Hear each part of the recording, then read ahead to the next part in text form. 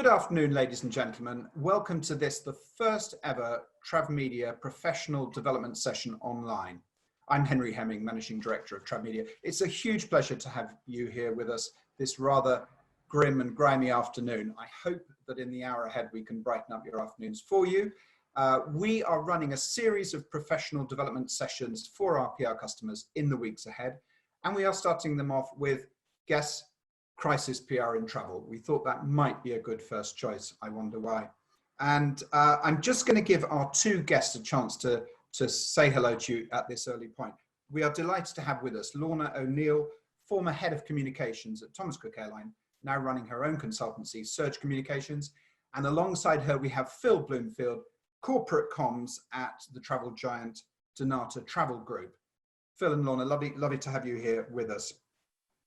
So for you, the travel PR professionals, your clients need your consultancy like never before at this moment. And we are bringing our experts to help you even further hone and fine tune your skills. I sometimes think travel PRs gravitate to travel if they really love and revel crises, because it's got to be said, travel has plenty of them, but perhaps none so demanding as the one that we're going through now. But we've got two experts with us who've seen crises from different parts of the travel industry and can bring their knowledge to the table to help you. I'm sure we will also have a conversation about how to message companies at this very moment in time. So a very early shout out to you, our audience, to think ahead to any questions you'd like to pose to Phil and Lorna later on today. At the bottom of Zoom is, of course, the Q&A button, and do pose questions whenever you like. We'll get to them just as soon as we can. Can I ask you to put your company name at the end of your question? It means we can give you a proper shout out, just in case we don't know which company you work for. Just to let you know about the rest of TravMedia Meets, this is the professional development session element of what we're doing. We're also doing news webinars. We had a first one the other day with three well-known travel journalists and three PR agency heads. There will be further news webinars in the weeks ahead. We don't feel a need to hold a webinar same time every week because, you know, the news agenda isn't necessarily moving on that quickly. What we'd like to do is have more at a time when there are just those first glimmers of daylight and parts of our industry start thinking about how to restructure, re-engage and start selling. But we will keep you busy in other ways, and the professional development sessions part of it, I hope, is really helpful to you, our customers, at this time of lockdown. If we can help you with your skills base by bringing experts to help you with your skills. So if you go to the TravMedia Meets website, you will see that we've kind of put in pencil as titles for further sessions, the perfect press release, broadcast PR, how to pitch ideas to the travel media. But we're open to your ideas for further sessions, and we're also very much open to your suggestions of executives you would like to put forward as speakers or people that you would particularly like to hear from. So do give that some thought. And then the third and final element of TravMedia Meets is what we're calling Media Place Online, where Media Place, TravMedia's quarterly networking sessions come online. And I'm delighted to say that the first one of these is this Thursday at 4:30. This is all the team's work. It's Louise and Ali have created this first Media Place Online, and it's called the Ultimate Travel Quiz. And we very much hope you will join us, because someone at the end of the quiz is going to be crowned, the person with the greatest travel industry knowledge is going to be crowned world champion.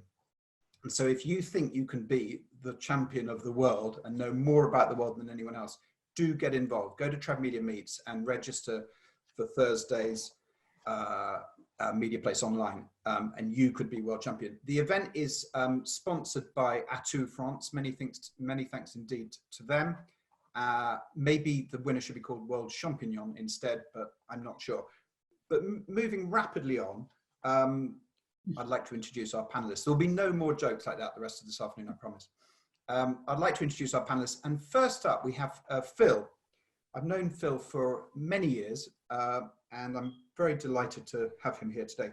He is in charge of corporate comms, as I said, at dnata, who own Travel Bag, Net Flights, and Travel Republic, amongst other brands.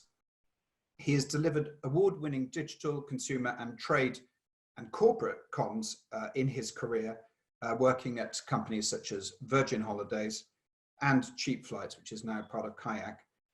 He tells me he is surviving lockdown with early morning dog walking in Brighton, and he is also taking up painting again, and he's reading a book called Everything is Effed, and you'll have to complete the word, I'm afraid. But that one. Thank you very much for showing that, Phil. I really appreciate that. Great to have you here today, Phil. Over to you on the subject of crisis PR in travel. Well, my pleasure to be here, Henry. And I noticed we've all got the memo about what we should be wearing. We're all wearing dark blue, so you know, right on, people. So shall I share my screen, Henry? Is that? That would be great, Phil. Okay, let's see if this works. Hold on, hold your horses, everybody.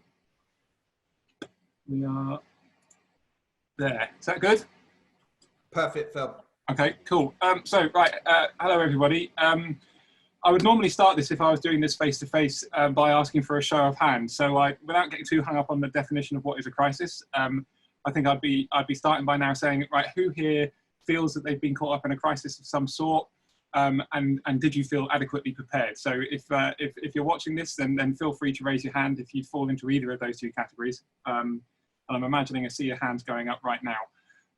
In my experience, crises fall broadly into two categories. So they're either self-inflicted wounds, and this could be, in my world, tour operating and travel agency world, it might be ignoring a complaint, or it could be a clumsy co-option of a hashtag that's doing the rounds, or it can be unexpected events, and the travel industry, as we well know, is incredibly vulnerable to wild weather, terrorism, unfortunately, natural disasters, and in the current case, global pandemics.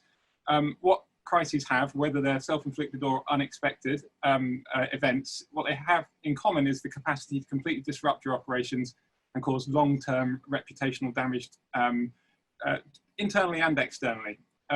So in the past, handling a crisis, I'm going back sort of 20 odd years now, was a far easier exercise because it was easier to control the channels of communication and therefore the pace of the narrative. That's changed considerably in recent years, thanks to the growth of social media and the 24-hour news cycle. And as much as that's been empowering to a lot of people and to brands, it can also be incredibly damaging. Events unfold in real time on social media. It's where the mainstream press now goes for its news, and the catastrophe has kind of become a spectator sport. And you'll know that if you've been caught up in a tweet storm, or even if you contributed to one, it can be as much in equal terms exhilarating and terrifying. So while the dynamic between a brand and its customers has changed, what hasn't is the need to start by, in my view, distinguishing between what is and isn't a crisis. So I'm just going to run through a few examples. If you can see that on your screen, this for me isn't a crisis. It's a pain in the backside, definitely, but it is, broadly speaking, just a customer service issue and can be dealt with fairly quickly. Next slide. Oh, sorry about the poor quality of that. This was a crisis, if you can read that. It refers to the time that British Airways had a computer meltdown, and although broadly speaking it was out of their control, actually what had happened is that a contractor had cut through a cable. They were held responsible for it, and for their failure to engage, or their failure to engage actually made what was a manageable situation, and one for which they probably rehearsed, run out of their control very quickly, and that kind of narrative was really never really forgotten, and I don't think has been forgiven. I gave some examples of self-inflicted, or I mentioned earlier on self-inflicted crises. Here's an example of one on the screen where a member of the McDonald's social media team took it upon themselves to express their feelings about Donald Trump on the corporate account, and it wasn't obviously a mistake, as you can see. They very much deliberately meant to do it.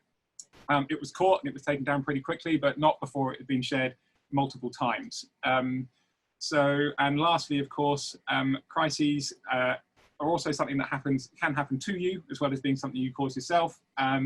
This was, I haven't gone down the screen, sorry.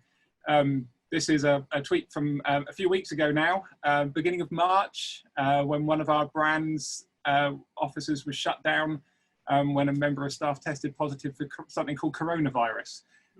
Seemed a bit jolly at the time.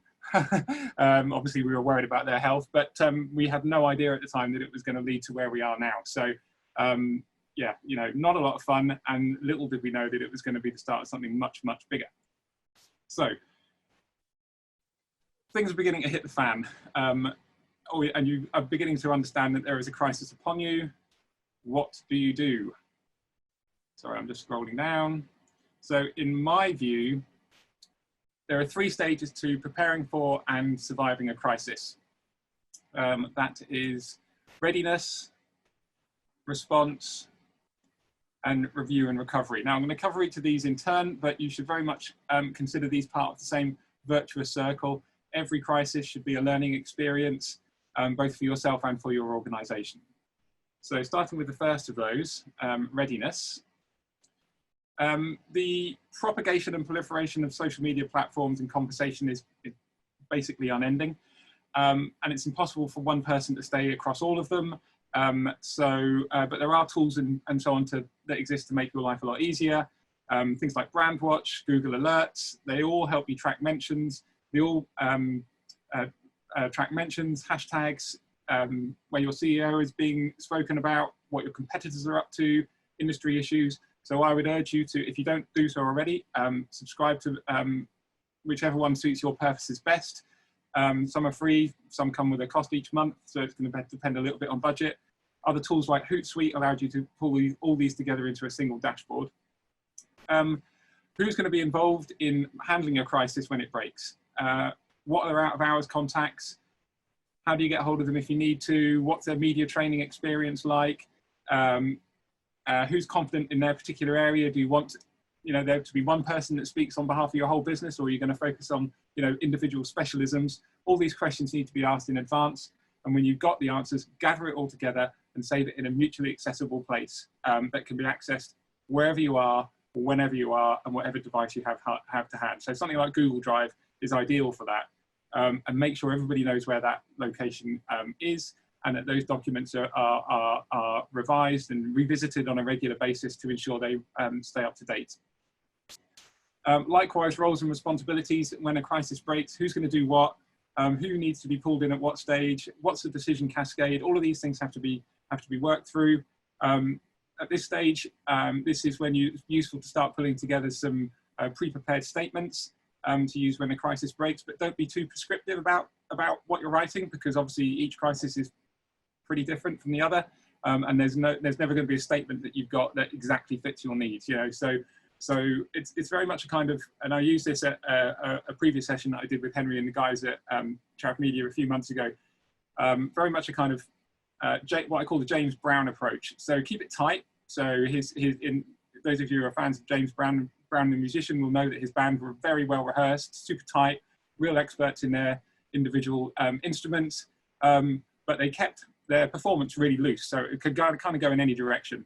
So keep it tight, but keep it loose. It's very much the kind of James Brown school of thought when it comes to crisis management. So there's a good takeaway for you to have. Most importantly, rehearse. Rehearse, rehearse, rehearse. You can't do this enough.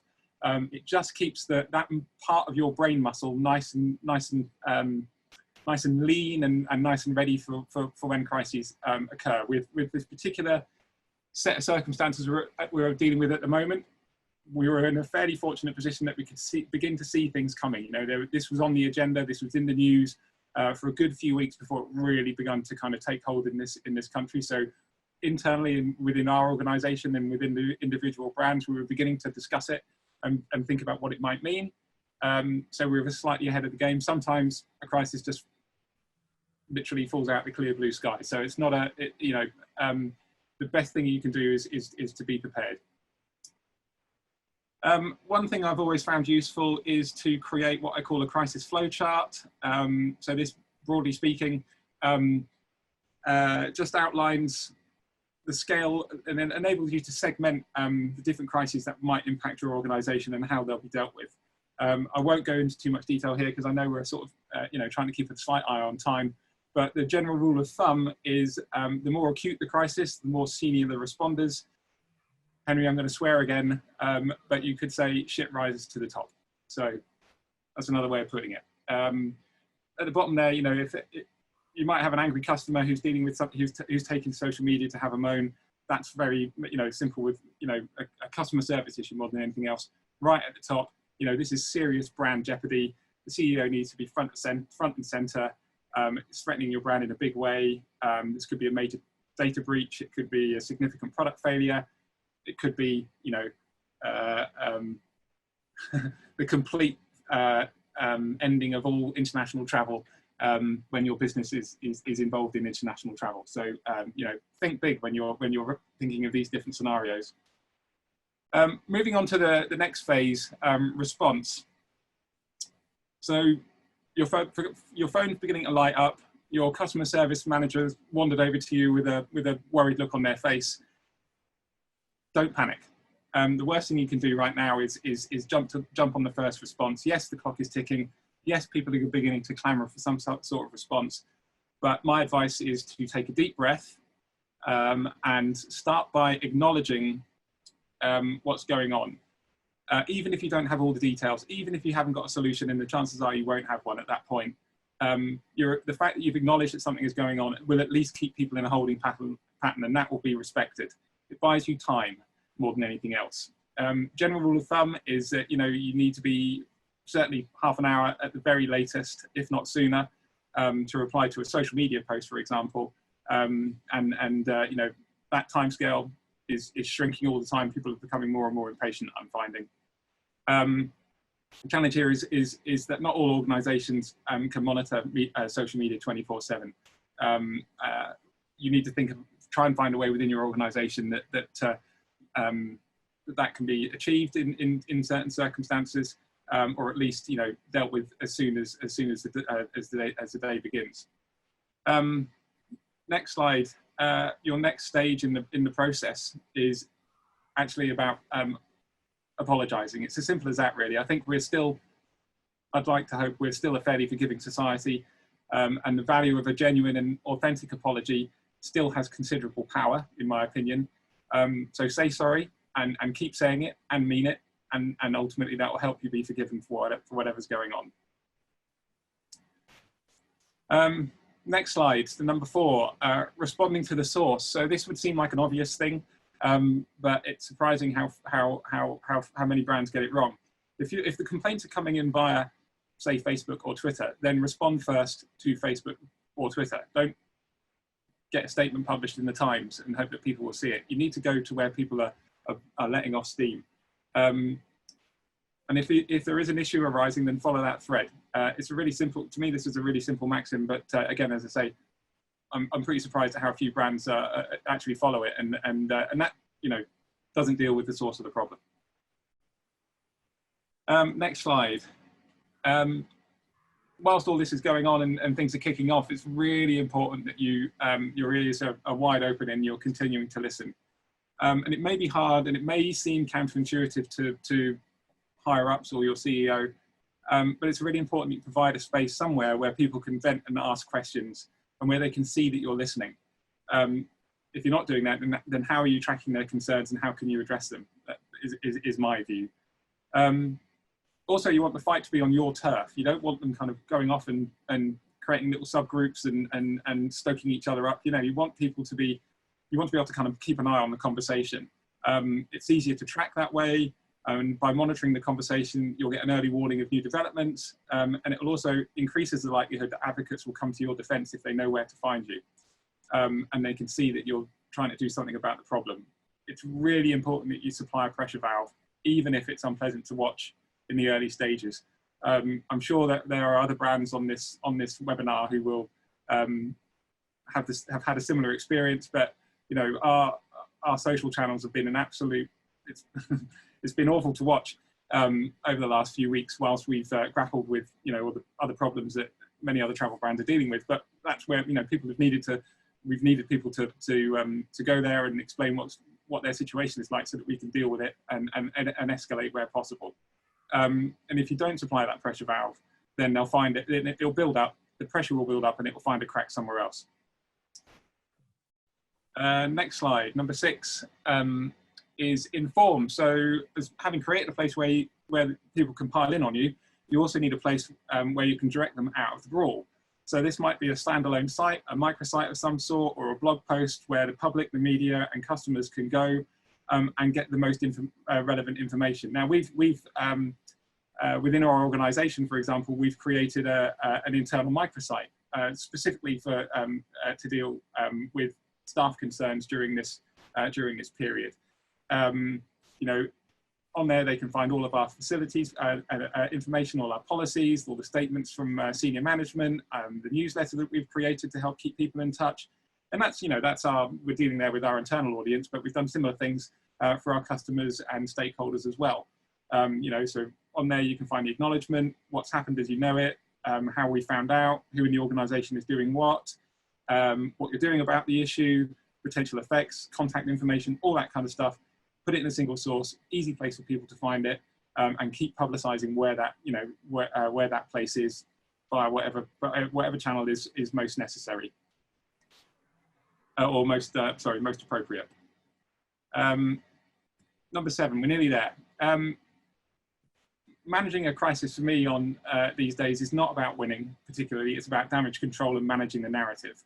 You know, don't pick a fight, never respond a third time in it. You know, if you engage in a conversation with someone online, by that point it should have come offline. And depending on the severity of the crisis, you may have to shut down scheduled posts. In fact, you know, that should have been a very early consideration, but you can still stay open to the conversation with your audience as much as you can, and remain polite and calm when you don't have the answer particularly, but assure them you're doing your best to get one. You know, as it says on the slide there, media, especially social media, absolutely abhors a vacuum and will quickly fill it with speculation and accusation and assume the worst. So you've got to be seen to be answering them. And lastly, you know, really important, in fact, for me, the most important element of any crisis experience has been reviewing it and recovering from it. Every crisis I've ever been involved in has been a learning experience for me personally, but also for the organisations that I've been working in. You know, breaking down the circumstances of the crisis. What did we do at what stage? What could we improve next time? How can we learn from it? What operational changes do we need to make?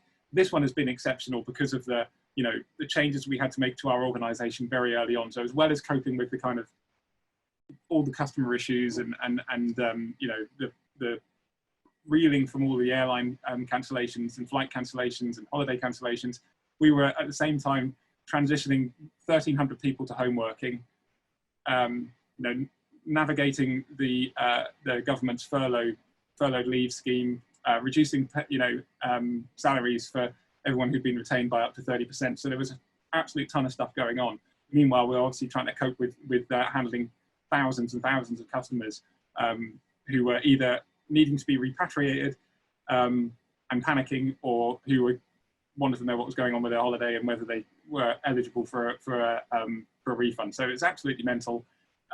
We've learned so much from it, and at some point in the future, we will have the opportunity to dissect it all and learn from it. And we're already working out what changes we need to make to our organisation as a result of it. So just as important as how you deal with the crisis is how you learn from it.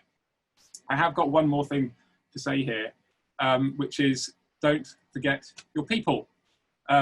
Most importantly for me, the most important cohort really in any crisis, and this has been particularly important, you know, what's the word I'm looking for?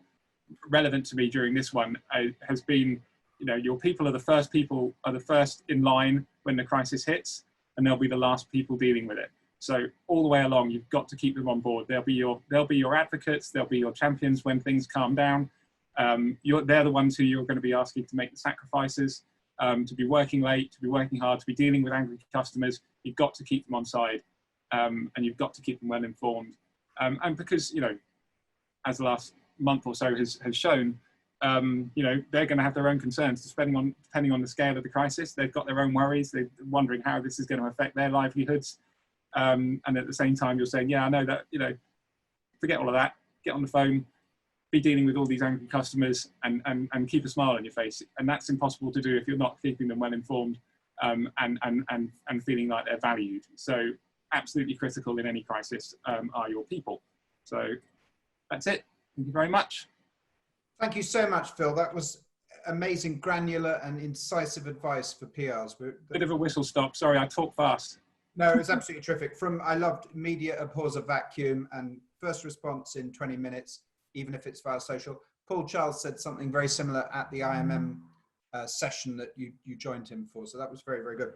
On the subject of people, which you came to last, when do you put up a CEO to face the media? And when does the corporate comms chief become a better person? Well, difficult question to answer. It really varies according to the state of the crisis. With this one, you know, our CEO is very visible within our organisation anyway. He's ever so well known in the industry, and he's happy to take a lead role on the, you know, when required. And he was out front pretty early on in this one. I think we just sensed the scale of it pretty quickly. Especially, you know, when we had a positive case quite early on within one of our brands. So, you know, it hit home very fast. I would say on that flow chart, if you like, you know, the slide I had with the flow chart, someone like me, I would say, you know, is capable of kind of leading things and being the face of the brand about halfway up. Yeah, that thermometer, if you like, and then beyond that, it's like it comes above my pay scale, and I'm looking for senior management to take over and show some leadership.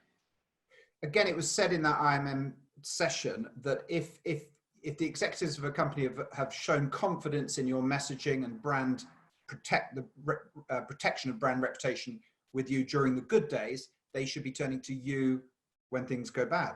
Yeah, absolutely. And someone said something to me similar, along similar lines a week or so ago. You know, from a PR point of view, it's ever so easy to kind of, PR's ever so easy in the good times. It's where you really earn your spurs during the bad times, and you've got to be kind of ready to, you know, take the rough with the smooth. Yeah, terrific.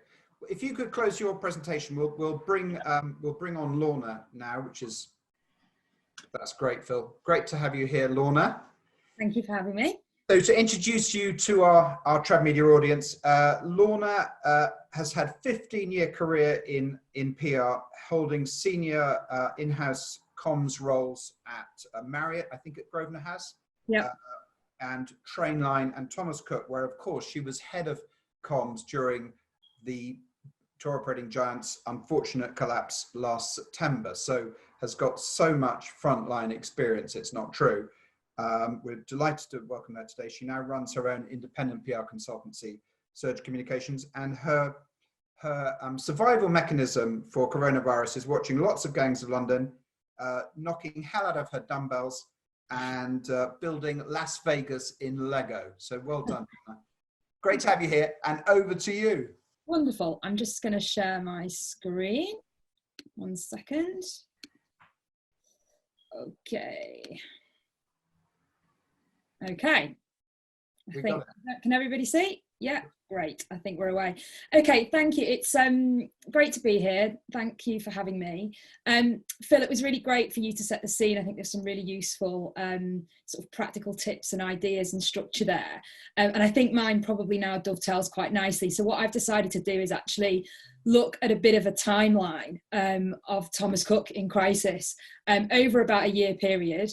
Obviously I only have 20 minutes, so it's very top line, but I've kind of tried to pick out the key kind of peaks over that year and how the role of the communications team evolved and changed over that time. I'm then going to go into just a little bit of personal insight on what it was actually really like to be at the forefront of one of the probably the biggest crisis comms responses in travel.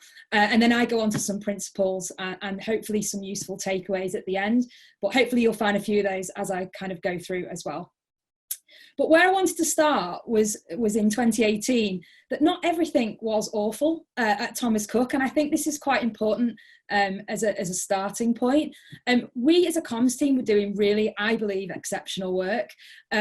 We were very much driving the narrative on the change in package holiday travel. Our holiday report, I've put a couple of examples there, was very well respected in the travel industry and beyond, and called upon by all sorts of different media as kind of the leading narrative on travel.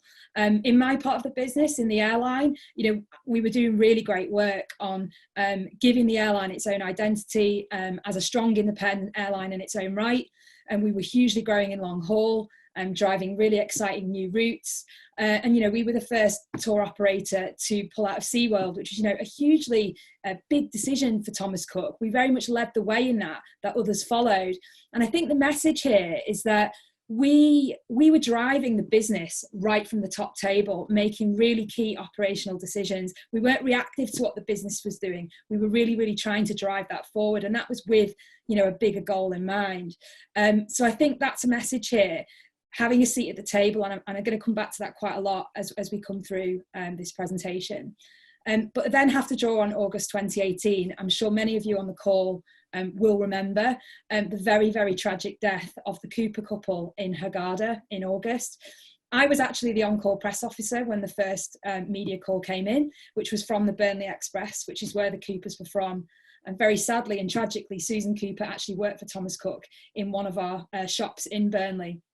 And so ensued, to be honest, probably the most difficult 3-week period in my career. And I know a lot of people in the comms team at Thomas Cook, I don't know if any of them are on the call actually, will remember that. Communications really led Thomas Cook through this crisis. Again, we drove very key operational decisions on how we responded to this. Of course, internal communications was absolutely imperative, the first priority. Susan Cooper was a member of staff. A lot of our employees and our colleagues were really affected by what happened. We made decisions like pulling all of our holiday makers out of Hurghada, out of the resort, and flew them home. We had to manage the media at the airport when 300 of them returned home. You know, and we were a really small team, but we were making decisions like when we needed to engage certain spokespeople. If I remember rightly, our first response acknowledgement statement in that very first 30 minutes that Phil mentioned was actually our UK MD, but very quickly the narrative changed and that then became Peter, our chief executive. But we made some mistakes in that time as a comms team. I'd probably say the first 3 nights, it was a Friday night, a Saturday and a Sunday, there was about 6 of us that did not go to bed. We didn't sleep. There was 200 to 300 media calls a day, very, very challenging. And we realized by the Monday that to operate in that way was just not effective. You are no use nor ornament if you've had no sleep and you've not been eating. You know, it was incredibly stressful. So another little learning here, you need to fine tune how your response team works within crisis, because you can't all go all of the time. And we kind of learned that a little bit on the job with this particular one. But we also had some really great ideas as that came along, because this was going on for such a long time. You know, when you've got the Sun newspaper literally ringing you 12 to 15 times a day, what's the update? Did that happen? We've heard this happen. We started to take a paper each, because you could then build up a bit of rapport with that journalist. So that in the end, they started to have a bit of empathy with you. Oh, it's you again, Lorna. How are you getting on today? And they felt that they were getting that relationship with you, and it almost bought you a little bit of time and a bit of space to breathe, and the opportunity to own that. So this was an interesting start, I'd say, to the year, and it was hugely tragic. And that carried on for many, many, many months until Thomas Cook collapsed in September. But it was when September came that we issued our first profit warning, September 2018, followed by a second profit warning in November 2018. In February, we announced that we were going to try to sell our airline. We called it a strategic review at the time, which hit my part of the business significantly, particularly from an internal point of view, of course. There was a lot of employees that were concerned about what did that mean, selling the airline? How does that affect me? But there was also quite a bit of excitement, I'll be honest. There was people in the airline that thought, you know, actually, is this our opportunity? We've been building this narrative around being an independent airline. You know, maybe this is our opportunity to really fly on our own. So there's some quite complex internal communications around that time. But of course, this was when I really felt that we were really starting to be discussed in consumer media as well as the business financial media about the state of the business. And that was when our role as a comms team really kicked in, as really needing to keep customer confidence high, driving people to book. So we were still doing a lot of proactive comms around this time. I remember announcing a new long haul route, some increased capacity at some of our regional airports. We were still doing proactive consumer comms work, because frankly, while all of this work in the background about trying to find a deal to come out of this financial hole that we were in, you know, we needed the customers to keep booking with us. We needed our employees to still feel really engaged. So it was this, I definitely felt that final 6 months, things started to shift slightly. And then definitely by May, was when that customer confidence thing really came into play. Very, very strong liaison with the social and sort of frontline customer contact teams at this point.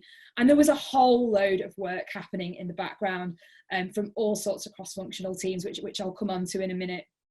But while all of this was happening, was all the ongoing issues management. I mean, as Phil mentioned, these aren't crises, but anyone on the call who works for an airline or anyone in travel, things happen in travel when hundreds of thousands of people are abroad on holiday. And here are some of the ones that I was dealing with over this time.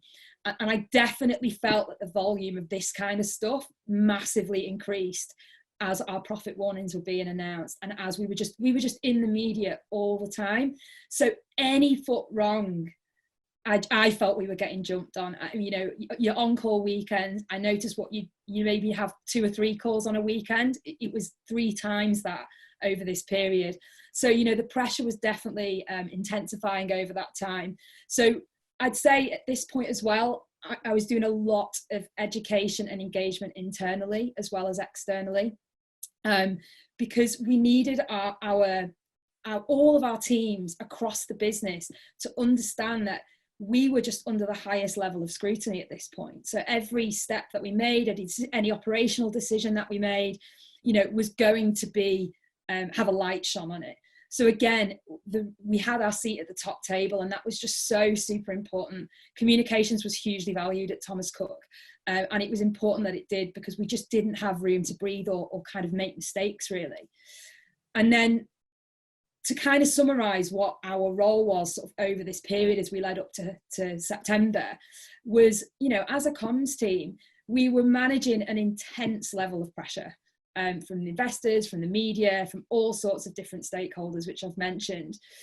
I believe we had a first-class reactive press office, and our ongoing media relationship building over this time was, for me, first rate. We never, ever shone away from meeting with journalists, having coffee with journalists, fronting up to them when, frankly, the shit was hitting the fan in the background. But as an external comms team, we were really building media relationships. And I will come on to that at the end. It pays off in crisis if you have strong relationships with the media that you're dealing with. So you need to do that when the times, you know, are good, and also when the times are bad, because it really helps if you've got those relationships there. Maintaining customer and supplier confidence while the deal's being worked through was definitely something that we were challenged with. And I'll be honest, sometimes that felt uncomfortable. It felt uncomfortable. We never lie. You know, that's golden rule. And there was never any of that happening. You know, we were driving forwards as a business. As I say, with the airline, we had big plans, and we were doing them. We had to carry on as a business. And as a comms team, we had to communicate that externally and internally to keep everybody on board. But we did that with no budget at all. And we did that with no agency support. So it really fine-tuned our skills as a comms team, I would say. Strong internal comms.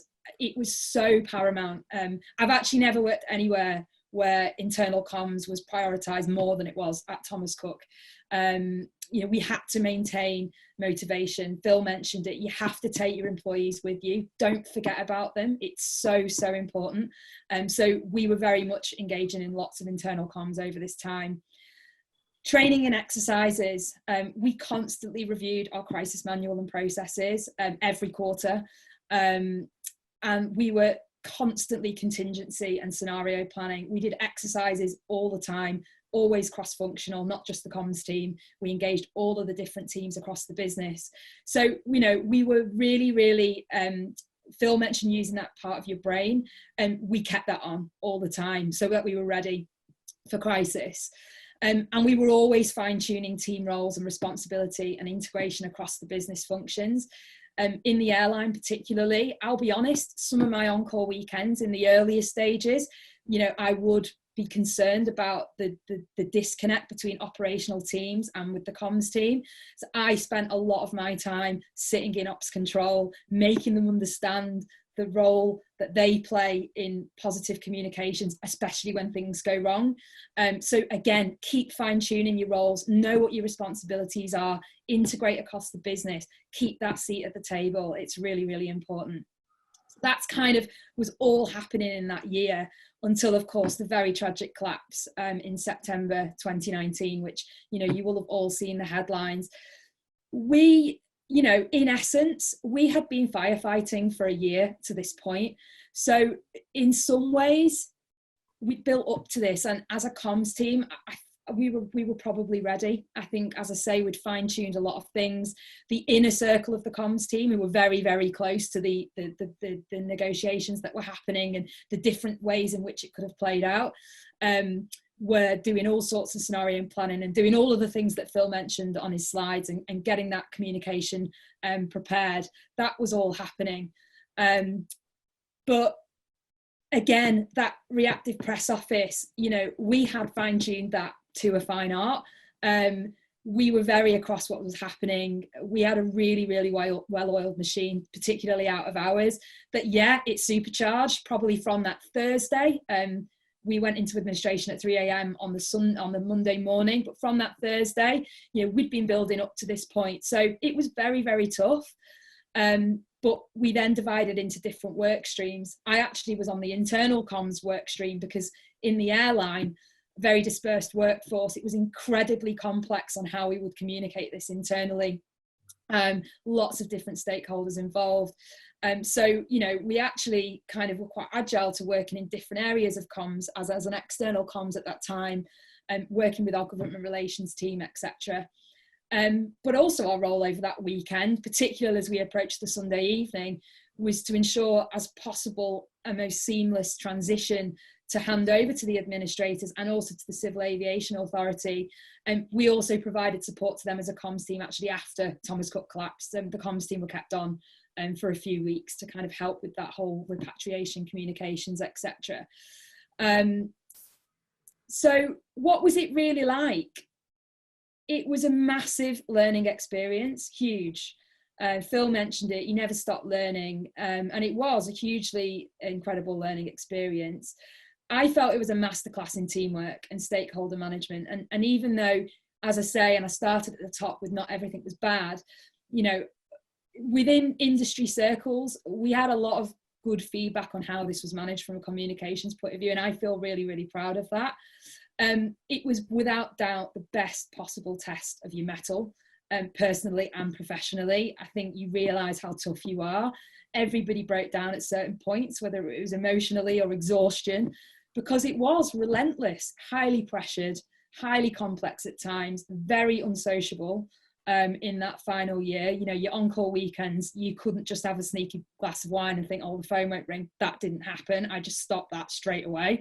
But I think above all, it was really sad. You know, there were very, very human consequences to this crisis. You know, that Monday morning, I watched hundreds of people pack their belongings in a carrier bag and walk out of an aircraft hangar where they'd worked for 35 years, sobbing, actually sobbing. And we had to keep that going as a comms team. And we'd lost our jobs as well. And it was almost a bit like, well, no one kind of was doing internal comms to us because we were just trying to keep the plates spinning. So it was an unusual and very, very, very sad time, completely. But yeah, it was one I'll never have again, I don't think. So from that, I wanted to draw out some of the main principles that I learned through this experience. Some of them will be a slight repeat on Phil, but hopefully you've kind of got the context now. And prepare, plan and practice. you cannot do this enough. And I felt as prepared as I could be to deal with the shitstorm of the last 12 months. So, you know, keep doing that, but be cross-functional. You know, comms isn't the only team that has to deal with crisis. And I think sometimes you feel like comms has to do everything, but they don't. You need the other teams, and they have to understand how everything links together. So we work really, as they called it at Thomas Cook, horizontally. We work very horizontally at Thomas Cook, and we practice that a lot. Get the seat at the table. Do it today, because it matters. Build your influence as a comms professional and your ability to impact decision making, not just decision making on a great new thing that you know that can get you coverage. Think about the bigger picture. I mean, you only need to look at this COVID crisis, right? And I think you can see the organisations that do not have comms at the top table, the ones that have made appalling announcements about furloughing, that people just think, well, of course they did. That's because they didn't have great corporate comms in the first place. You know, crisis shows up, bad corporate affairs, you know, like that. You get no second, you know, but if you've got that in place when times are okay or when times are quiet, you know, for some of you right now, things might be a bit quiet at the moment. What a great time to start building for the future.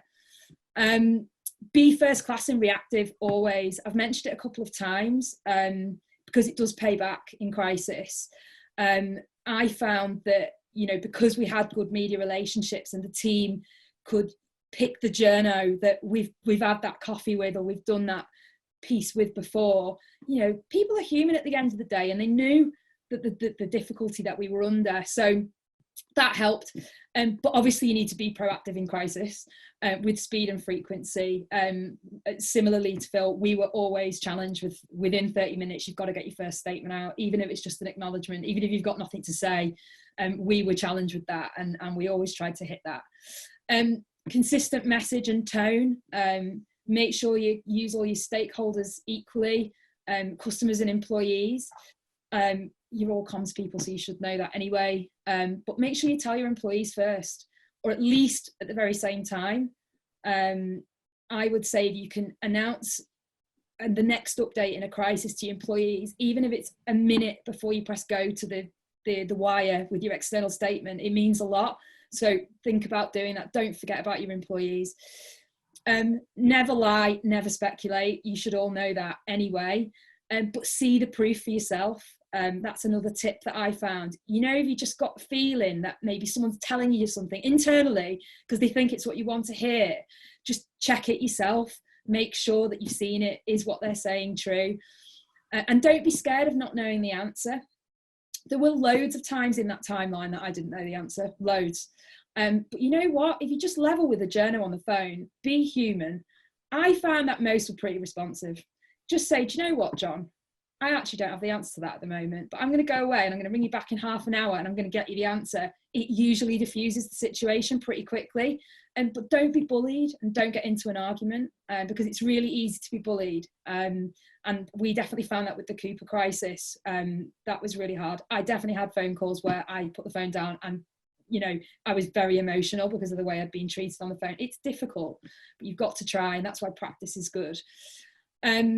Be timely, stick to deadlines, and do what you say you will. Be realistic with your promises, but do what you say you will.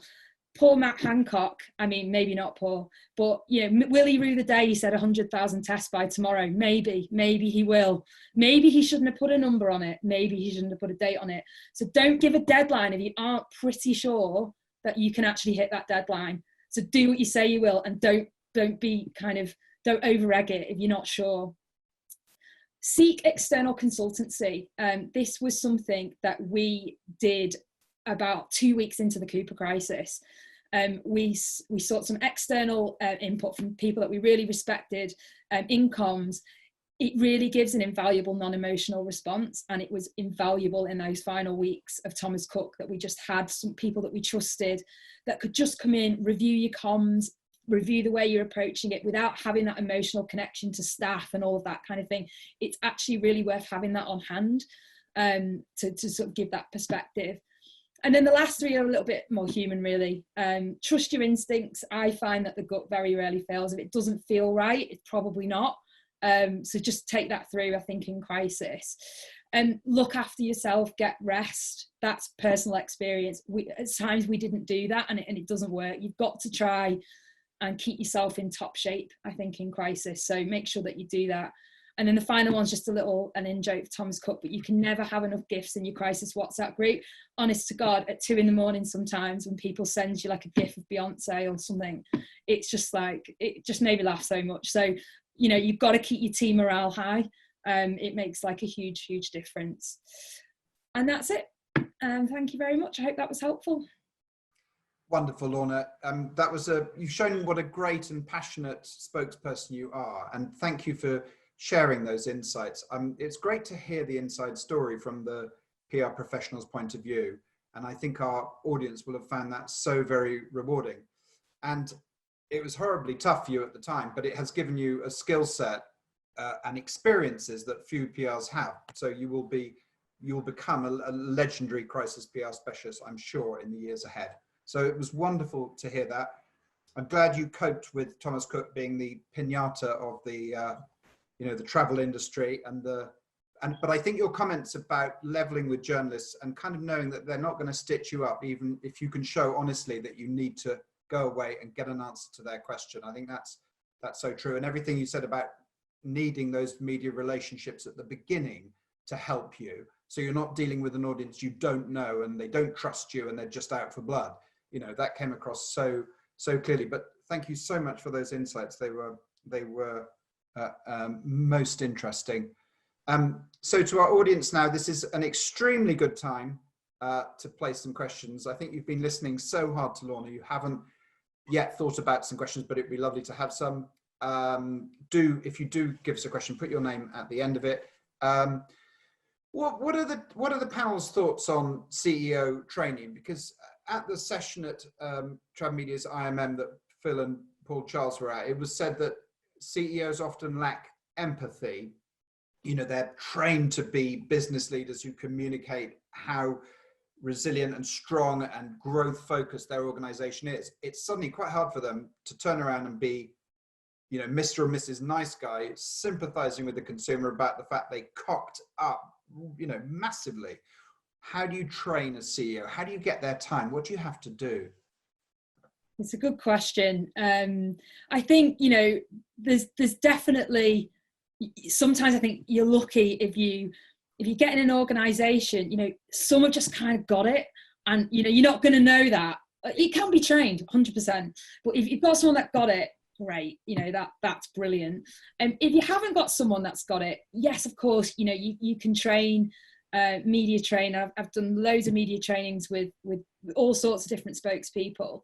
But I think for me, the best chief execs or senior people that I've worked with, particularly in-house, the ones who are good at the empathy bit and the human element are those that actually take the time day to day to walk the floor, speak to staff, go to shops, are in the business, and some are so much better at that than others. So again, it goes back to kind of what you should be doing today, now, not just when you're in crisis, is, you know, encouraging your spokespeople, not even just chief executives, to really, you know, hopefully they would want to do that, but I think that helps.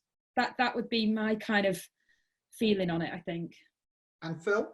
Yeah, I'd agree. I was about to say the same thing. The best CEOs or senior leaders I've worked with are the ones that have, if not risen up through the organization itself, certainly risen up through the industry, and they've been on the front line. And they, you know, one in particular springs to mind, who she was started as a holiday rep, went into purchasing, and then kind of gradually kind of worked her way up through the industry, different businesses and so forth. And if I ever needed to find her, if we were in the office together, if I ever needed to find her and she wasn't in her office, I knew she'd always be up on the second floor in the call center, hanging out with the guys on the phones and loving it. You know, you couldn't get her away from there. She'd rather be there than sat in some boring meeting with the rest of her leadership team. And she was brilliant. You know, when you needed her, she had that empathy in absolute bucket loads. Yeah. You know, and I'm generalizing slightly. Did it make a difference that she was a woman versus a man? You know, I don't know. But certainly I would say the CEOs who I've found hardest to deal with, or for who this pushes them further out of their comfort zone, are the ones who, as you say, have come from maybe a different background, where there's less need for them in that career path to have had human contact and had that kind of need for empathy. They're happier working with numbers or whatever it might be. And again, I'm sort of generalizing slightly. And really, the only way you can, you've got to start working that muscle and putting them in situations where they need to develop that kind of human touch. Yeah. And do CEOs give enough time for media training, or is it something they always push back in their schedule? Lorna? Sorry, you just cut out there. Could you repeat that one, please? Do CEOs give enough time for media training? Do they get how important it is? Or is it something that gets put in their diary and just gets pushed back, and the media training specialist gets pushed back? Yeah, I mean, drawing on the Thomas Cook example, and let's be honest, it probably came from historic poor communications in the years sort of before our team. There'll be a lot of people on the phone will know, some of the historic comms calamities that maybe came from sort of 10 plus years ago. I think because comms was such high importance and high on the agenda at Thomas Cook, it actually was always prioritized. You had the training exercises never got cancelled. So I think there was an ethos and an education internally that it is a priority. That I appreciate for a lot of people on the phone will sound really luxurious, because there'll be loads of people on the phone where it isn't, and where people just think it's that annoying training session that they haven't got time for, or that the chief exec doesn't understand it. It comes back to continually internally communicating and stakeholder engagement internally about the value of communications. Look at the situation we're in at the moment. There are so many opportunities to share with your businesses and your organizations what good comms is and what bad comms is at the moment. Like, they're there for all to see. We can all see the organizations that are doing it well and those that aren't. As I said, crisis shows up bad corporate comms quicker than anything else. So use this time as an opportunity to show to show organizations the way. It takes time to embed that. I don't think there's a silver bullet or a secret sauce, really. Yeah. We've got a question now, and to our audience, do hit us with some more questions. We've got maybe 5-10 minutes more of our panelists' time, but do place some questions now. So this is from Matt Milley at TaylorMade PR.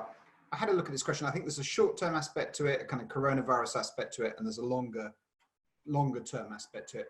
But Matt says, how do you approach business leaders and make clear to them the need for organizations to be ready with a great PR response and a strategy for crisis? And then he goes on to say, many business leaders right now are literally freezing and doing nothing. So how do you convince businesses to be ready with crisis PR strategies in both of your point of view? Maybe Phil first? Yeah, it's very difficult to do. As you say, right now, businesses are freezing or cutting or pausing at the very least at all of their marketing spend, especially if that's been in the form of external agencies. Yeah. At a time when a very strong argument can be made for this is the worst time to be turning it off. You just need to change the tone or change the direction of what it was you were saying. But from from my experience, unfortunately, they learn from their mistakes at times like this, and they learn that when there is a calamity and they do a bad job of responding to it, that they learn the next time that actually, had they not have cut that investment, had they not kind of have swerved that training session, then they wouldn't have been humiliated and the brand wouldn't have been damaged in the same way. It's difficult because you don't want to kind of put them in a position where they're having to learn from their mistakes. But I found that's the thing that's really got their attention, because I've had those conversations till I'm blue in the face. This is not a time to be cutting back. This is not an investment we should be cutting from the budget. This is not a training session you should be cancelling. Yes, we do need to be spending that money now to build a good intranet or a good way of communicating internally, because when the time comes, we're really going to need it. And we don't want to be scrabbling around to kind of stitch together ancient technologies. We need a quick and easy way to communicate with all of our people, and we need to invest that time now. We'll get around to that. There's other priorities at the moment. We've got this other thing that's more important, blah, blah, blah. These people are shouting louder. Let's make that, we'll pay attention to them. Okay, all right, fine. Well, we'll see when the time comes. and I hate to tell her I told you so, but I will. And that's unfortunately been my experience. It hasn't really answered Matt's question, but I can only, speak from my, the learnings I've had from similar situations. Yeah, very good. And Lorna, maybe longer term, what is the most influential argument for businesses to be ready for a PR crisis? Such a tough question. It's such a tough question. I mean, it's about continually embedding the importance of reputation and of customer perception of your business over the long term. And it's about in terms of other areas of business, if you think about long-term thinking and investment, whether it's in new technologies or in new platforms for customers or new tangents of product range, whatever, which businesses invest lots and lots of money on, to do all of that and not be safeguarding it for something to hit the fan. Look at this now that we're in, to not have something in place to protect that. It's foolish for an organisation to invest in the future, but not invest in safeguarding how people feel about it. And it's just our job, is whether you're in an agency or whether you're in-house. And I think it is harder when you're an agency, because to do this, to get that seat inside the organisation. But it's our job to just continually be like, you got to just keep drilling through all the time, and if you're passionate about it, you just got to keep going. Again, I don't think I've not got the silver bullet answer, but in my experience, you've just got to keep communicating internally, and you've got to keep banging the drum as loud as you can.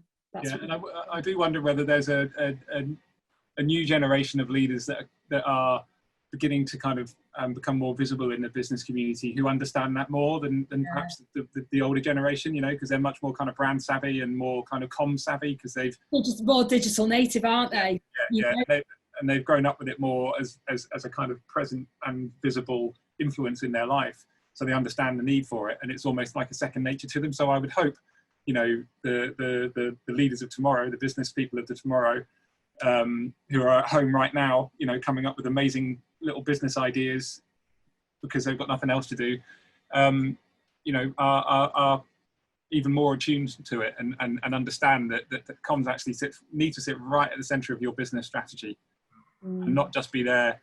That's something that you drop, when it becomes, when things become tricky and you need to be cutting some money out of the organization.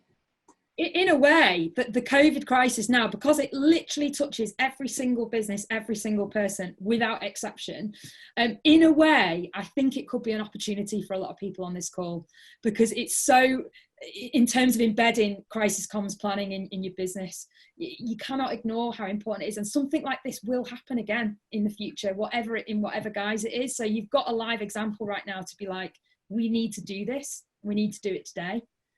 And it comes back to Bill Gates' comment about PR being the most important area of spend, because today's consumer is so much more intelligent and savvy, and marketing understands the consumer and respects the consumer's feelings and intelligence and outlook on life so much more.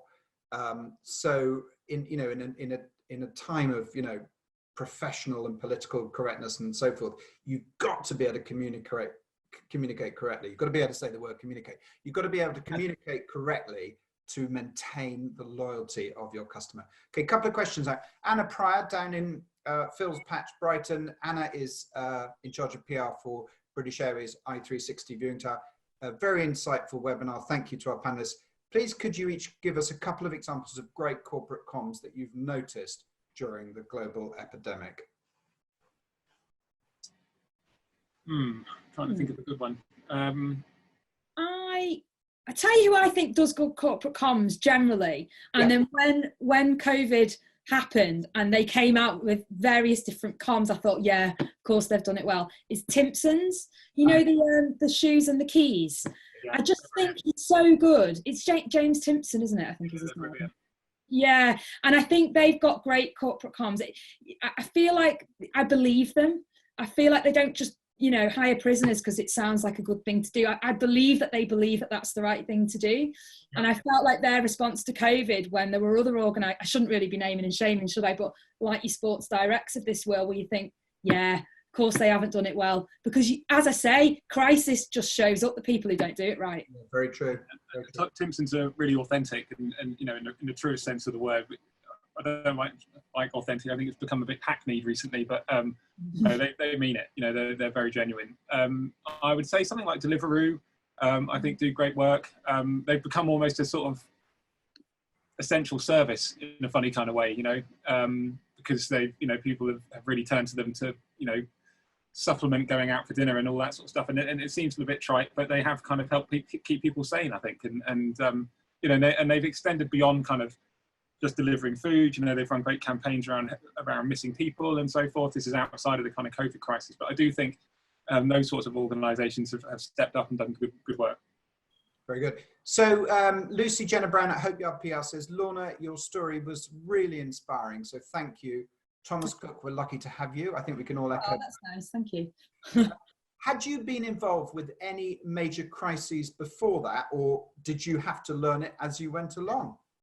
No, they were the two big ones that I mentioned were definitely the biggest. But no, because I've worked in travel a while. In my hotels world, would you call them crisis though, or would you call them big issues potentially? You know, a lot of deaths in hotels I've dealt with at Marriott and at Hilton before, but nowhere near to the scale of the ones at Thomas Cook. We had a few. I've been involved in a data breach before, and actually, from a comms point of view, I actually won't say where it was. We managed it pretty well. It didn't actually, it didn't leak out too much. We were well on top of it. That's definitely one that you guys on the phone should be planning for as well. Data stuff. I think Phil gave a good one with the BA. Yeah. They've had a nightmare on that front.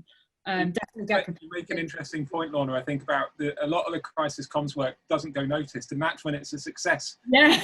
That's the kind of, you do a lot of work behind the scenes to keep this stuff out of the media, and that's when you've been your most successful. Yeah, definitely. I've had, you know, senior people who've maybe not done some quite clever things that we've managed to keep out the media. So yeah, I've worked on all sorts of different bits and bobs over the years, but yeah, the two that I've given today, without question, were the biggest, definitely. Great. Well, that's been a truly great session. Thank you so much, Phil Bloomfield and Lorna O'Neill, for your time and your insights. It's been really stimulating. Pleasure. I'm sure we'll welcome you back again sometime.